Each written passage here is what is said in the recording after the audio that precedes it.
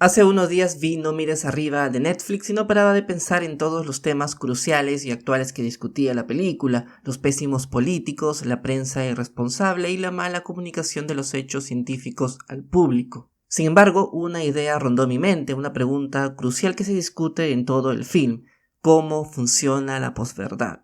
Personalmente siempre quise hacer un video explicando mi punto de vista y esta película me estaba dando la excusa perfecta para explicar cómo la posverdad se posiciona en la mente de los demás. Así, ni corto ni perezoso me puse a escribir el guión de este video antes de que a menos personas les interese la película y mi esfuerzo no sea en vano. Así que este es el producto final.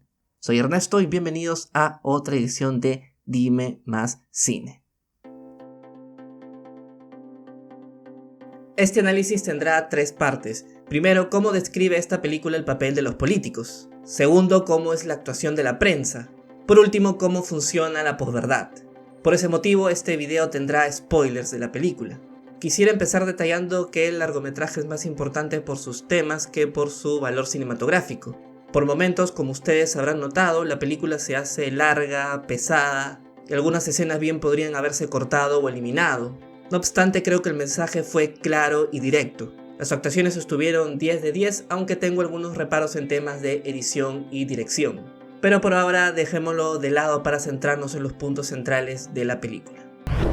Si bien la película puede leerse como una sátira del gobierno de Donald Trump y caricaturiza la mayoría de sus posturas, situaciones y decisiones, la película se propone responder la siguiente pregunta: ¿por qué estas personas están en el poder? En varias oportunidades vemos que la presidenta de los Estados Unidos utiliza el tema del meteorito primero como un tema secundario, descartable. Luego lo defiende porque lo ve como un arma para ganar las elecciones legislativas.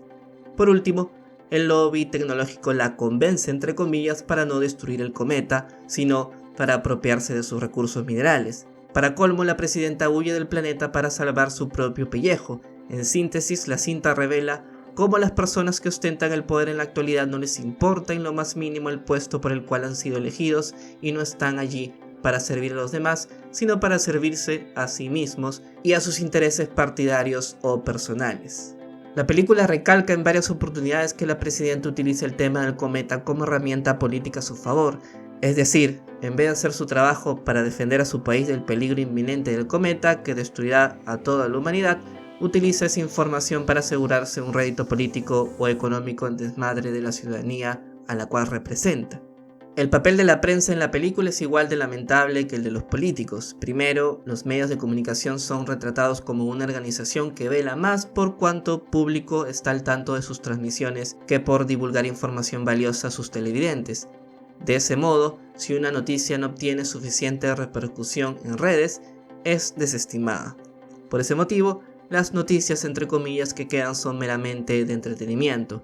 Esto está retratado en los conductores del programa matutino que tienen como única función apaciguar cualquier discusión que pueda ser aburrida o tensa y destacarla como entretenida y graciosa. Por ese motivo, cualquier tema serio como una plaga, una pandemia o un meteorito que caerá sobre la Tierra será despachado como noticia secundaria si es que ésta no obtiene la respuesta apropiada del público al cual se dirige. En pocas palabras, los medios de comunicación, según la película, han perdido su papel fundamental en la sociedad, el cual es informar los hechos más relevantes para la ciudadanía con la verdad, y ahora se han convertido en transmisores de noticias irrelevantes, como la ruptura de la estrella pop del momento. Bien, ahora necesito toda su atención posible porque explicaré a continuación cómo funciona la posverdad en la película. Y esto puede ser un poco denso y complicado. El problema fundamental de la película es cómo los hechos científicos, que han sido ratificados y verificados por el método científico, y por lo tanto son verdaderos, son comunicados a la ciudadanía en un mensaje que ellos mismos puedan entender.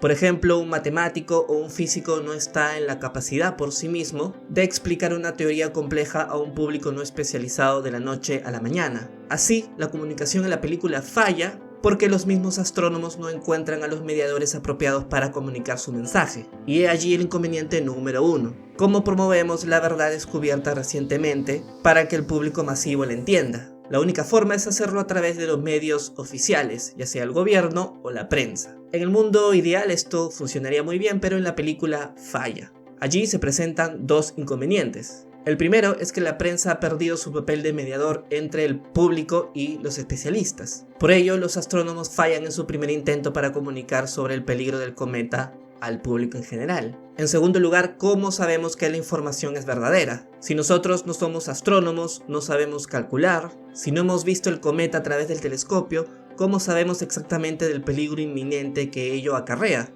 La única opción es que el emisor de este mensaje sea una autoridad competente, que sepamos que busca y sabe la verdad. Por lo tanto, todo lo que diga debe ser tomado como verdadero. Y he aquí el problema que comunica la película. Aquí debemos detenernos un momento en la teoría que propone Jean-François Lyotard en su libro La condición posmoderna. Allí, el filósofo francés detallaba, ya a finales de los 70, que el poder de la información sería crucial de aquí hacia adelante, y el que controle el cauce de la información podría tener más poder. En nuestro día a día, por ejemplo, nosotros nos comunicamos a través de relatos. Nos contamos cómo fue nuestro día a día, cómo está la abuela, qué desayunamos, qué nos dijo el profesor, qué pasó en nuestro trabajo, etc. Así, nuestro principal medio de comunicación es la narración. Y como se habrán dado cuenta, no estamos en la condición para saber si esa narración específica que alguien nos dice es verdadera o no. La única forma posible es que el receptor confíe en lo dicho por el emisor en sus afirmaciones. Es decir, que se valide de forma tajante todo lo narrado solo por voluntad del receptor. En el caso de la película, el primer emisor son los astrónomos, que deben comunicar del desastre masivo al público en general. Pero aquí el receptor inicial es el que falla, ya que los políticos y periodistas, que son los primeros que oyen el mensaje, dudan de la verdad que les dicen los científicos. De ese modo, la comunicación hacia el público en general se desmorona desde el primer intento. Entonces, ¿cómo debe solucionarse el impasse cuando no creemos en el mensaje de un emisor? Para solucionar este inconveniente está la ciencia. Ella no utiliza la narración para llegar a conclusiones y afirmaciones pertinentes, sino que se vale más bien del método científico. Me hago una pregunta, investigo, luego formulo una hipótesis, experimento y corroboro el proceso para finalmente llegar a una conclusión. Así sabemos que la Tierra no es plana sino esférica porque lo hemos calculado a través del método científico y no porque lo escuchamos en algún podcast. Pero para comunicar la verdad, el científico o el emisor del mensaje verdadero debe hacerlo no en el mensaje de la academia, sino en el usado por todos, el lenguaje narrativo. El problema ocurre, por un lado, según Lyotard, cuando este relato, que traduce la verdad científica a un público no especializado, no está sostenido por el método científico. Es decir, se utiliza el relato narrativo para pasar por verdad una mentira. Un ejemplo de ello son los innumerables medios de comunicación que lanzan sus noticias sin corroborar sus fuentes y en la mayoría de casos son falsas. Por otro lado, el otro problema ocurre cuando el público que escucha la verdad a través de la narración no interpreta lo dicho como verdad, sino que duda y lo toma como un relato más, como un discurso que puede ser rebatido, discutido y contraargumentado hasta el infinito. La película nos presenta estos dos problemas.